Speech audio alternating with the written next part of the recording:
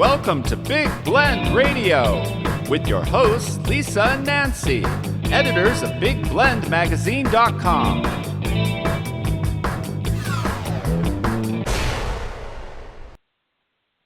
Welcome to Big Blend Radio's first Friday toast to the Arts and Parks Show with Nancy and Lisa, the crazy mother-daughter team and publishers of Big Blend Radio and TV magazine and Parks and Travel magazine. Of course, you know we travel full-time on our Love Your Parks tour, and today we're excited to chat with some other park travelers. We are welcoming back South Florida artists Carl Stoveland and Shannon Torrence, and it's exciting. You know, every first Friday we typically interview artists while they're in residence through the National Parks Arts Foundation. There's these incredible residencies where artists, writers, poets, filmmakers can apply to stay on in a national park for a month. Carl and Shannon stayed on a national park. They were off-grid on Loggerhead Key in Dry Tortugas National Park for a full month. We spoke to them in July when they once accepted the residency, and now we get to catch up with them now that they're back home. And I encourage you to keep up with their website, flyingtortugabrothers.com. So also keep up the National Arts Foundation. Go to nationalparksartsfoundation.org. So, Carl, let's start with you. Welcome back. How are you? Oh, thanks. I'm doing pretty good. I'm happy to be home and enjoying the what's turning into fall in South Florida. Although, you know, as always, there seems to be another storm cooking up on the West Coast this year. It's a West Coast year, I guess. Yeah, no kidding. And Shannon, welcome back to you, too. How are you doing? I'm doing great. Getting back into the flow of things, modern conveniences and such. I know. So you guys, you know, when we first talked, you guys did this whole build-up to get this residency. I mean, you've applied before, then you applied again, and you did like social media on it. You did podcasts. Again, if everyone goes to flyingtortugabrothers.com, you'll learn more on that. But you really did a lot to get this residency and then get accepted. And then post that, you still did videos. And so there was a lot surrounding this to get there. So for you, Carl, finally, you're actually leaving home. What was that feeling like? It was absolutely enthralling and exciting. You know, before you get there, you've still got all of the anticipation and all the good stuff without thinking about anything that could possibly go wrong and any of that stuff. So leaving here that morning, heading to Key West in my car, it was nothing but good vibes and excitement. That's for sure. Cool, very cool. And Shannon, what was it like for you? It was interesting. I think both of us had packed for about a week and a half before we were completely packed. We just kept tweaking our bags. And that's funny, too. And it was really good until Carl scared the bejesus out of me with the cot tents about to fly off the car on the way down 95 at 75 miles an hour. So we were anxious to get there for sure. It was a brand new roof rack on my car, and we'd never used it before. So we had a little adventure. Oh, hey, you know what? Party on, dude. If you're going to go to the Keys, you got to take the top down for sure. But now what happens there? Where you park the car, you can think about your car for a month, and then what, you hop on a boat? What happens from like the actual point of arrival? Yeah, so we arrived a day and a half early for some things that the National Park Service wanted us to do. And to be able to get our gear stowed over on the national. The way it works is you stay in a national park apartment that they have for guests and for staff that are rotating in and out, sort of a way station. So you're there for a couple of days, and Shannon's got a great story that we'll tell you about how we felt about that. And from there, yes, we were on the Fort Jefferson, what's the name of the ferry? The Yankee Freedom. The Yankee Freedom. So we were over there in a couple of hours over to Garden Key, got a tour of the fort, spent a good chunk of that first day there, and then at the end of the day ended up going over to Loggerhead where we spent the next month.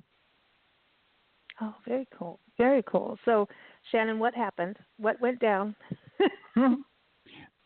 So, you know, figured we were going to watch videos and get training, special training and things to run the reverse osmosis system. So I like to call that whole experience being off the grid, because we had to make our own water in addition to solar power and so on and so forth.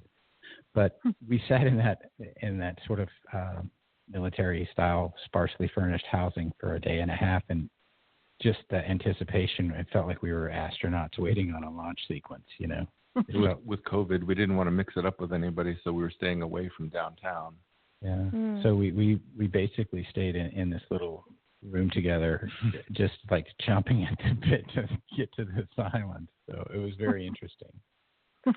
Did you feel like you should be eating out of ration packs when you do that? Yeah, we were making Tang jokes. Tang. But now you're making water? What were you saying? You're like, yeah. How do you do that? Carl's kind of the expert in that area. I'm going to let him answer that. Yeah, I may have a degree in water engineering at this point. So there is no fresh water on Loggerhead Key at all, or even on Garden Key. So in the dry Tortugas, that's why they're called the dry Tortugas, there is no fresh water. So there is a reverse osmosis system on the island that is used in conjunction with the solar power array, which powers it, that turns seawater into fresh water. And it requires some work, and you have to manage it. There's 2 500-gallon storage tanks for the water that you make, and we thought, well, geez, that's going to last us for weeks at a time. And it turned out that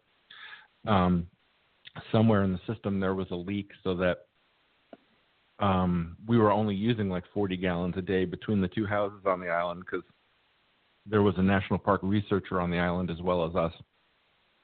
However, we got up one morning and we realized that there was like 200 gallons less than we were expecting, maybe even more. So we ended up having to put our thinking hats on and trace where the leak might be. And while that was going on, we were making like 3 times as much water as we normally would have to in order to make sure we had water. So that was one of those little curveballs that happen when you're off the grid for a month. Wow. Now that you can make water, can you make wine? Yeah, really. I'm actually an award-winning winemaker and beer maker. Are you really? Really? Yeah. Oh, I haven't done it in a long time, but I won the U.S. Open of Home Brewing in 2004. Oh, my God. Wow. Check Good for this you. out. Cool. I know. So water, beer, wine, there's these hidden talents. Did you put that? Yeah. Did you put that on your application for the National Parks Arts Foundation Artist in Residence? You could say brewer in residence, water maker. I love it. Yeah. I love it. Why not? Yeah, I know. It's an art. It's an art as far as I'm concerned. So, you know what, too? You know, it's great looking at the painting, Shannon, and your photography, Carl. It looks like, you know, the lighthouse is an iconic part for you guys when you were staying there, and then seeing the night sky. What was the night sky like for you? I mean, it just looked so star-studded. But what was it like going from a difference from being in Lake Worth, Florida, to being on this island where you really don't have that much electricity and lights around you, right? Yeah, if we turned off the porch light in the house, basically there was no ambient light anywhere. Oh, and cool. you, after 5 minutes of sitting outside, suddenly the stars just start jumping out at you, and the Milky Way becomes incredibly visible, and you can see it from the eastern horizon to the western horizon right over your head. It's just nice. It really gave me chills. Yeah, wow. It's a very humbling experience to be out there in that. I'm still having trouble putting words to it. Yeah, the difference is tenfold for sure. Just the difference in what you can see. Wow. I was painting one of my night sky paintings, and I was looking at one of Carl's photographs on his camera. At the time, we didn't really have a way. Well, we had my laptop, but and I was looking at. I thought, wow, I need to add more stars to this painting. There's just not enough. There's just not enough. It's not really what you see. Oh, wow. Yeah. Cool. What was it like painting? You know, were you doing plein air painting on the beach? And, you know, what's that like if you did that? Because I know that plein air painting, anything can get into your paint and into the painting. I did quite a bit of plein air painting on the island. Almost every morning Carl and I were up before the sunrise. We would take a walk After the first couple of days, I was painting on the beach. I think the second day I was there, I was on the beach under a tarp painting, and I would generally come back to the house around 1 once it got too hot to paint. The sand, the wind, the ants, sweat, all of these things are playing a huge role. And then I set up a porch studio on the keeper's house that had a wraparound porch, and I set up a porch studio where I would finish paintings from the morning a lot of times in the afternoon to stay cool. Yeah. I give Shannon a world of credit because it was not easy to try and paint out there. I did my little ink sketches, but I was comfortably in the living room at a table. There was no way I was going to try and duplicate what he was doing. It just seemed, I don't know how he got paint onto the canvases. It was, or the paper. It was just so difficult to do the work. Yeah. I've tried that before. I did that in Kenya, and the wind picks up the canvas. You can't weight the easel down enough. And then I had an audience of Maasai warriors that decided that I don't know how to paint and this should be over there. And because I was moving, I'm composing things, so I'm moving trees where I want them. And they were going crazy about it. Like, no, you must put the tree where the tree is. It was really fun. But, after a while, I'm like, that's the last time I'm plein air painting. It's hard. It's really, really hard. Yeah, plein air painting to me is one of these things. It's very sexy. Like, I went to culinary school, and I thought before I went to culinary school it was going to be this very romantic kind of, job and experience. And working in a kitchen behind the line is not very romantic when the sweat's running down the back of your legs and you read the meat thermometer in your sleeve and it's 120 degrees on the line. So, yikes. But we just have these romantic visions of things, don't we? Yeah. Yeah, for sure.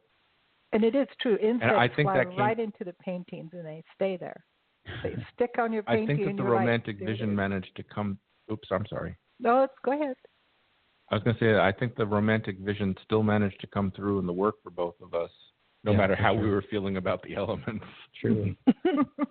Well, you guys really, you're in this tropical island. You know what I mean? It's like everyone's kind of dream thing, And you always think about, okay, you're stuck on a desert island and, what's your last meal? And, you've got all of that. And then here you are doing that for a month and being able to do it as creativity-wise.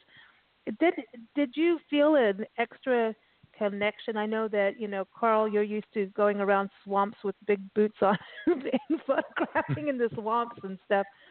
But was there a different connection to nature for the two of you? Being out there and really being in the elements? I know at least you had a little house to live in, right? But really being immersed in it versus the immersion of being in a town and, hearing traffic and things like that. For me, I felt a deeper connection to myself in that environment and sort of a more of a human connection to nature. You start looking at how we treat things like the world with all the plastic and the trash and the things on the island. And when you're on an island that's 43 acres and you can walk around the entire thing in about an hour and 20 minutes, at a nice clip, you would never dare. The place is so beautiful, and the turquoise water and the sky at night that we were talking about. You'd never dream of throwing down a piece of trash. Yeah. Being there, and it feels like, for me at least, it felt like that island belonged to me while I was there. So in a way, it was a planet of my own. It was, and then you get very introspective. You do a lot of thinking. I know Carl thought about his father on the island a lot. Yeah, that's for sure.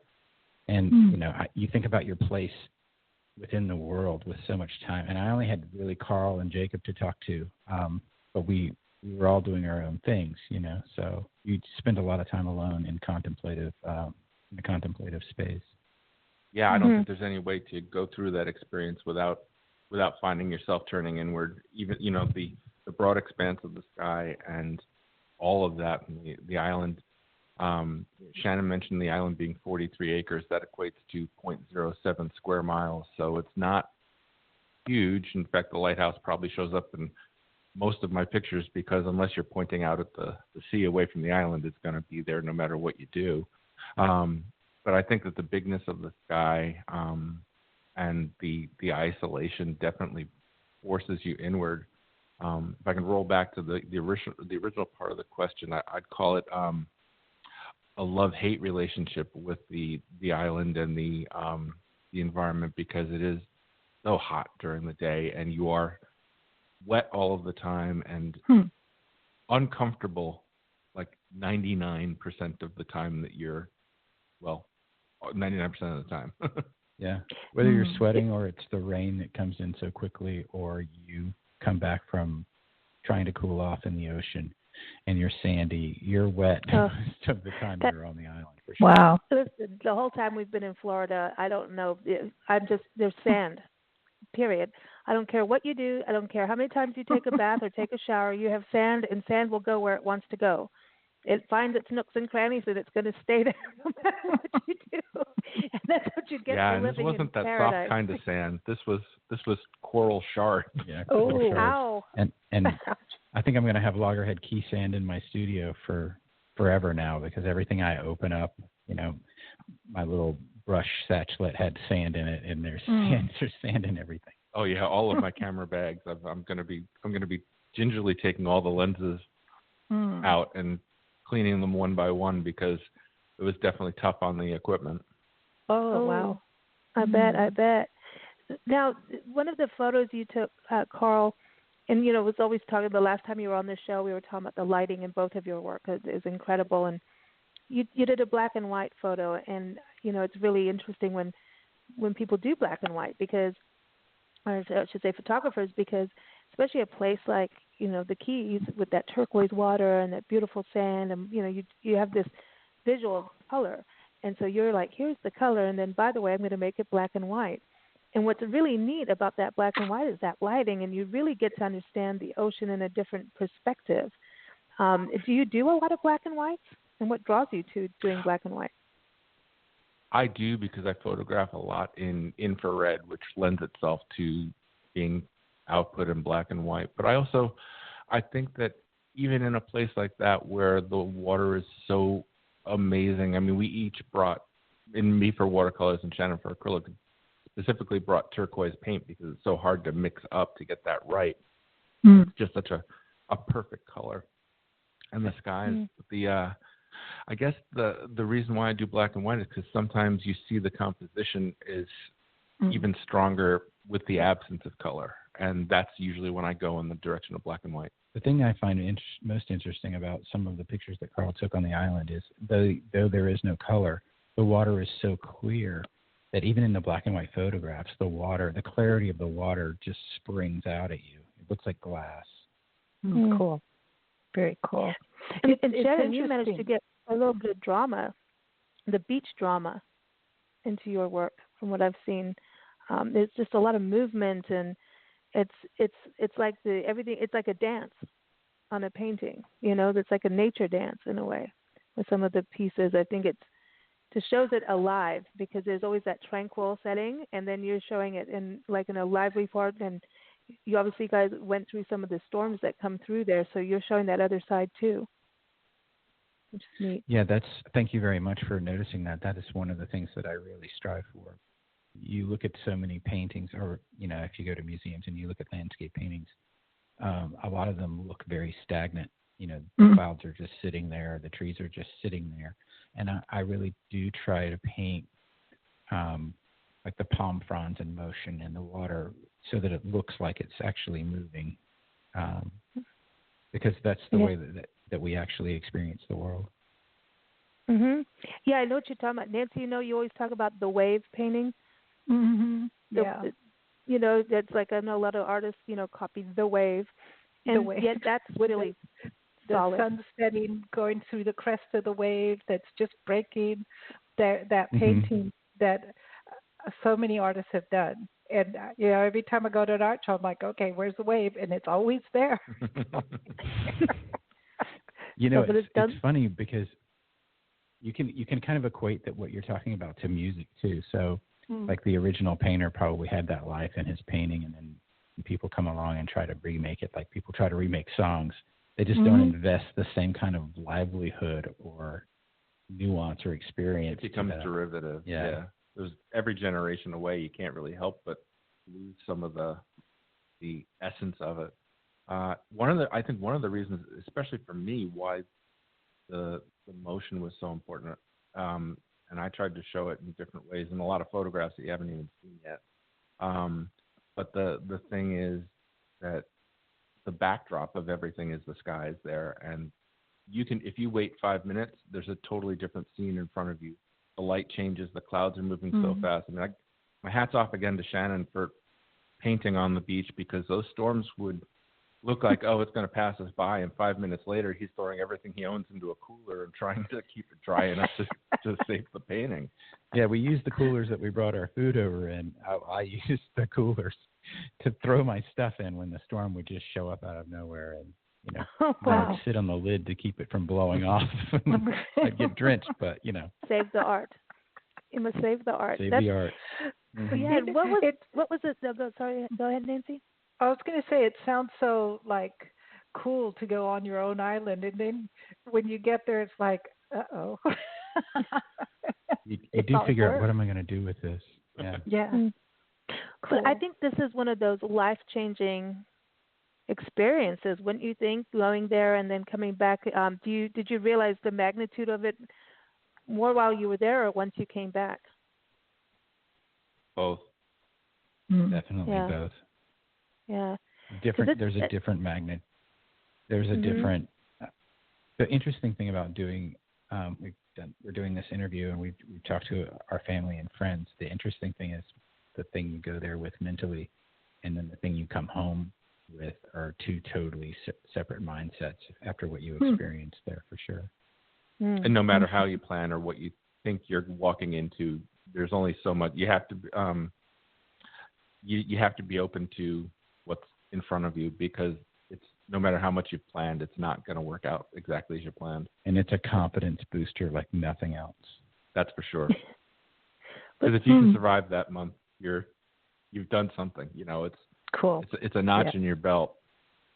For sure.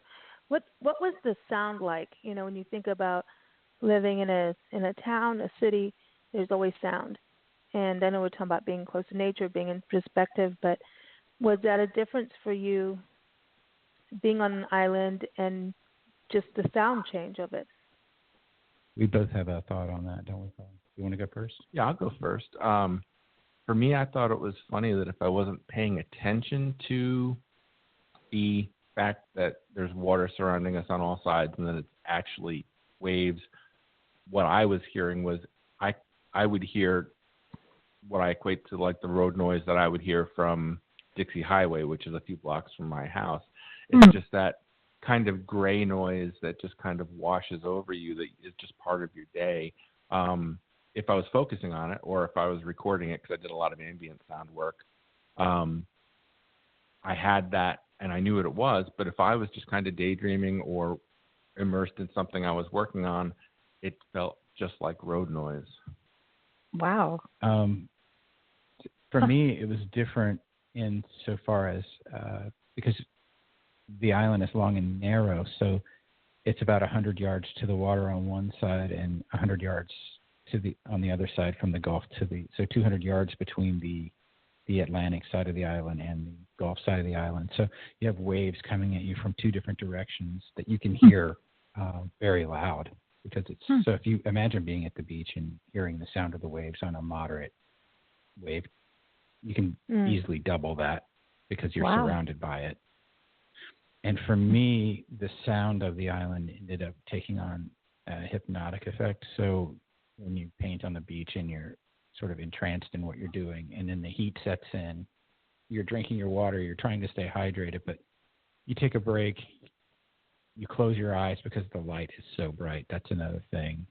And the sound of the waves with the heat sort of exhaustion setting in, you can get a bit delirious and again go into sort of a trance-like state when you take a break and close your eyes, and then the waves are just, the melody of the waves or the cadence of the waves starts to affect your whole. You get very peaceful. For me, it was very peaceful.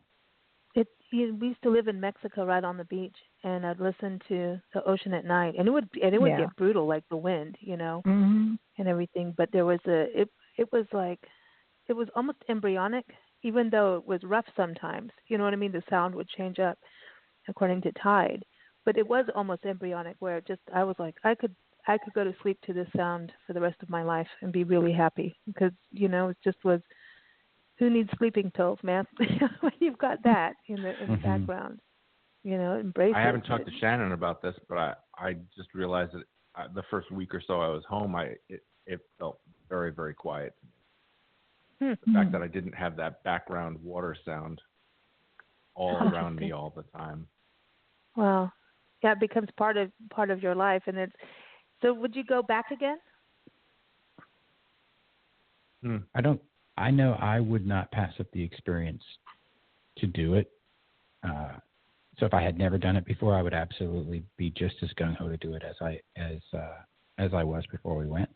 And now that I've experienced it, I feel like I've gotten it under my belt, and I enjoyed it. But at 53 years old, I feel like I'd love to do residencies, but anyone that takes this residency or gets chosen for this residency has to be prepared for the heat and all the things that go along with all the beauty. You have to be prepared to deal with some of the rigors of this residency. I know Tanya Ortega, the founder of the National Parks Arts Foundation. I remember when the very first conversations I had with her, and she was talking about, dry tortugas. She goes, everywhere, can have one person, and even a family can go for the residency in the Hawaii Volcanoes National Park. And she says, though, dry tortugas, you have to have two people. I'm like, really? Just because you're on an island? She's like, no. She went there. She experienced it. And she's like, you need two people. Yeah.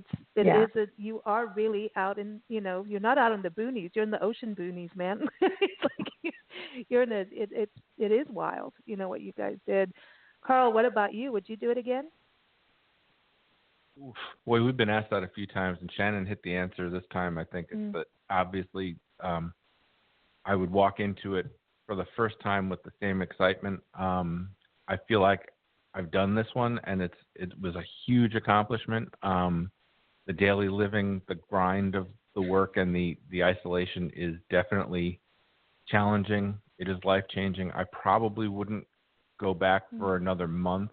I am camping on at Fort Jefferson in March for 3 nights, but that's a whole different experience of the dry tortugas. It gives me a chance to spend a little time at the fort, some night photography at the fort. But I don't think I would go back and do an entire month on Loggerhead Key. You're so cut off from everything. Would you do any of the other ones? Not that it's not worth it. Can you imagine Swiss Family Robinson? You arrive on there, and now you have to live there. You have to build everything. Yeah. That's almost the way it feels. We got there, and there was a mishap with the radio that we're supposed to have to connect us to the Park Service, and we didn't have a radio for a week, so we really were just completely... We were on our own. Yeah. And they do tell you that before you leave. You will be on your own. They don't think that the Park Service is going to be checking in with you every day to make sure you're okay. You're going to be on your own. Wow. That's why you had to take those classes, and everything to be sure that, you knew what to do and be safe. And I was just, before you left, even on the show, we were, COVID had, been happening. And, I was like thinking no hurricanes, don't go near them, just stay away. They've got to have this experience. They've worked so darn hard to get there. Don't you dare. And I'm so glad that you managed to do it and stay for the full month. But let's talk about the last time you were on. We were talking about, okay, what are you packing for food? And did you take, a cocktail bottle? Did you take your wiggy with you so you could have a cocktail on the beach?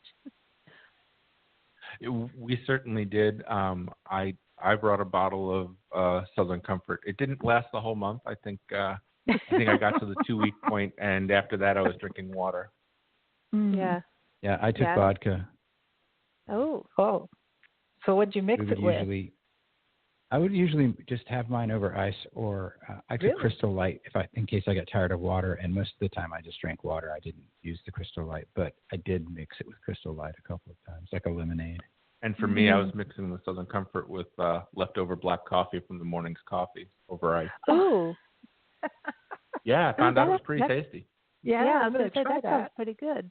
I know we've done some really odd things like that. Generally, we would make one cocktail while we cooked dinner, and we would sit on the front porch, which was breezy, and in the shade at the end of the day. Yeah. Relatively breezy. Relatively breezy. If the storms were coming through for the afternoon.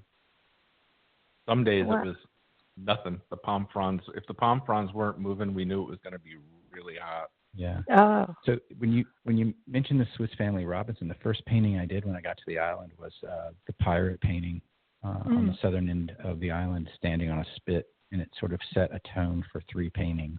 So you do get this feeling of what it would be. Your mind does go, what would it be like to be stranded here in the 1700s? Cool. Wow. So that's the thing I wanted to ask about, like from what goes on from now in regards to the art you were doing there. Are you going to do a show? I know that you were looking at doing like videos. So what's the next step? We're still kind of in the planning phase as far as the documentary. We know that we have lots and lots of amazing footage, from time-lapse footage of storms coming through from the top of the lighthouse to Carl's footage of the Milky Way in time-lapse, traversing the lighthouse behind it. And the 2 of us working and the 2 of us talking about, the process, the experience. And then we did an interview with Jacob, the young scientist, turtle researcher that was on the island. He's 26. We talked to him about environmental things and conservation and turtle research. We did a really nice interview with him, a podcast on the island that we haven't released yet. And we also got movie footage of the same thing on location so that we can add that to our documentary, so it'll have an environmental aspect to it as well.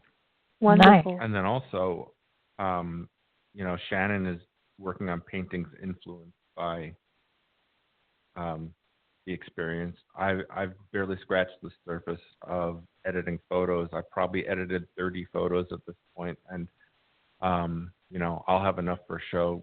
We are showing together in about a year, which Shannon will talk about.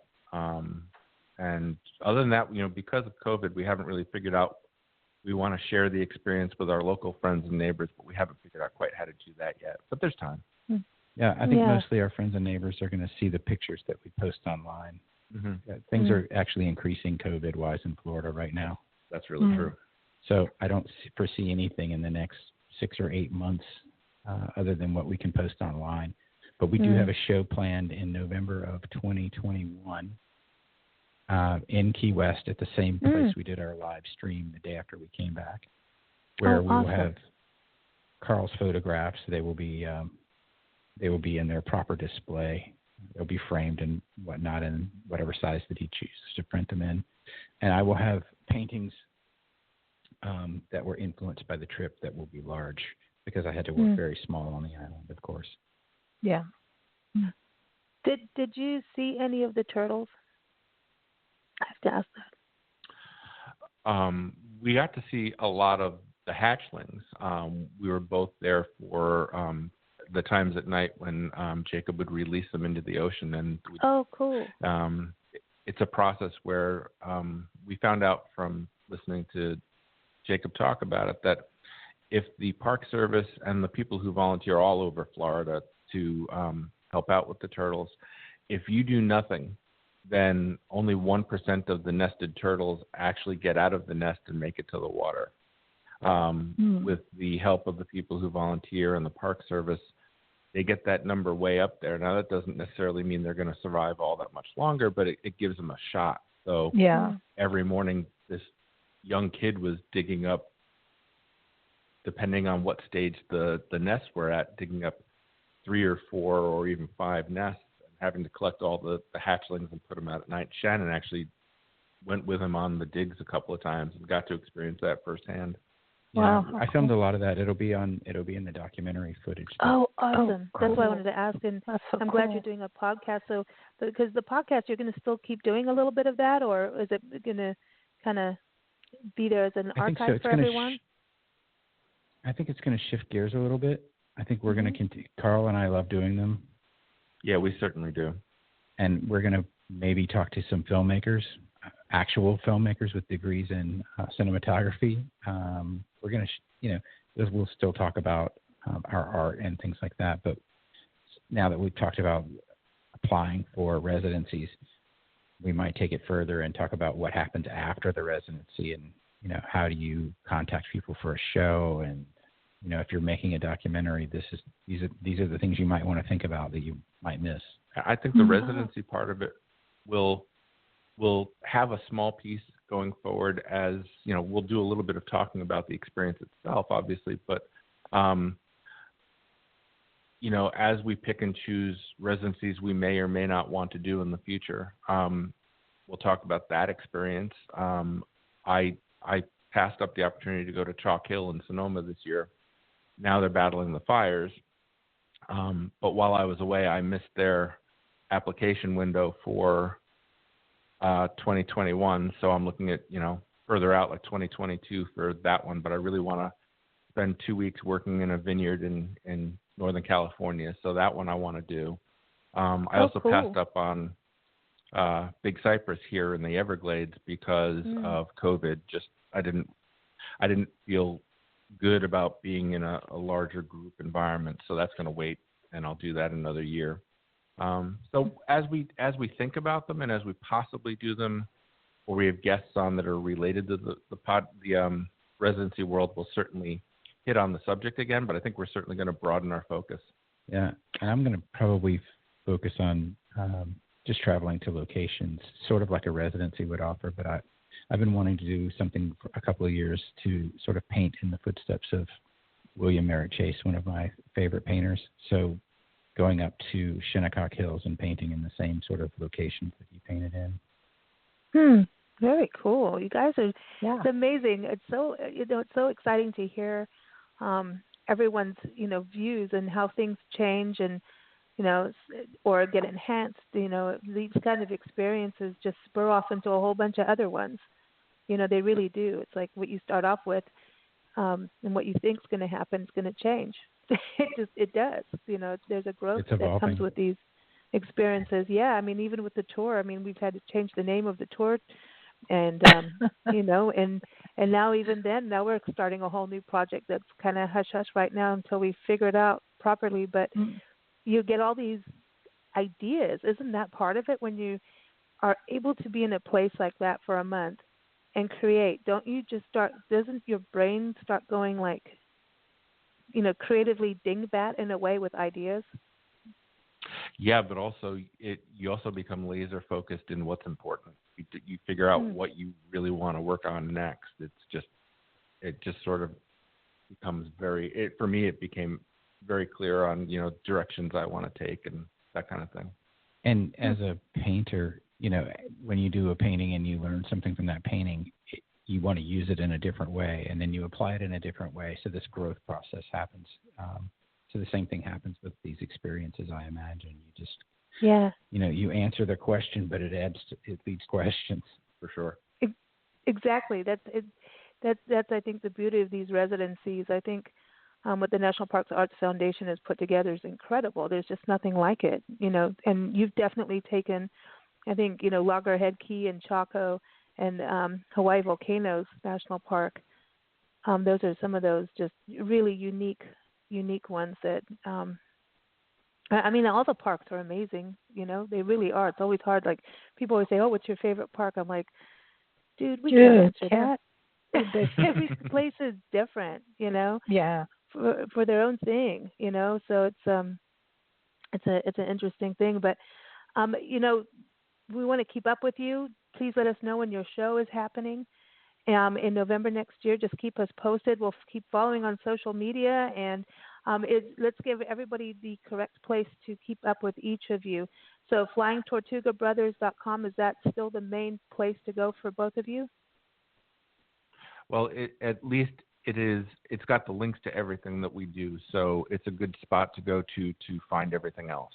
It's for our collaborative effort. And then Carl, on Instagram, you're Carl Stoveland, and Shannon, you're Titlecroft Studios, and that's for Facebook as well, correct. for both of you.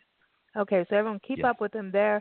It has been such a pleasure, having you guys on the show for a second time and hearing your journey. And I wish we could have come out on a boat and had a cocktail with you both and stayed and played with the turtles. That would have been lovely. Yeah, that really would be. I know we thought we were even going to go to Lake Worth, but we got twirled around because of COVID reasons. So we've actually been deterred in Florida like 4 times now. Today's now actually going to be the 5th. So here we go because of a hurricane. So anyway. You know what we were saying when we talk about rolling with it. Yeah, exactly. It's just keep moving. Just keep moving. You just have to. You do. You just have to roll with it, because if you get upset, then you make it worse, and it doesn't change anything. So now we just have a cocktail and roll with it. Exactly. That's exactly it, man. Well, we've got some music to play for you. This is a song by Makana over in Hawaii, and this is called, I just thought it was like the perfect song for you. It's called Underwater, Above Water, and this is from his latest album. It's called A Hawaii Interlude, and everyone, you can go to makanamusic.com to learn more about his awesome work. He's an amazing slack key guitarist. And, of course, keep up with the National Parks Arts Foundation at nationalparksartsfoundation.org. If you're an artist, go and apply for the residencies. You want to move on them fast because they do come and go fast. One of the best things to do is to sign up for their newsletter and follow them on social media. And as Carl and Shannon will say, if you don't get accepted the first time, try again. Right, guys? Absolutely. Yeah, don't give up on anything. So here it is. We're really glad we didn't just curl up and decide it wasn't for us. No, cool. We are too, man. Good. Are you kidding me? We're really glad you guys got chosen to make it work. All right, so here it is, everyone. Underwater, Above Water. You guys take care and enjoy your creating. Thanks. Thank you. We'll talk to you Thanks again for having soon. us. Bye-bye now. Bye-bye.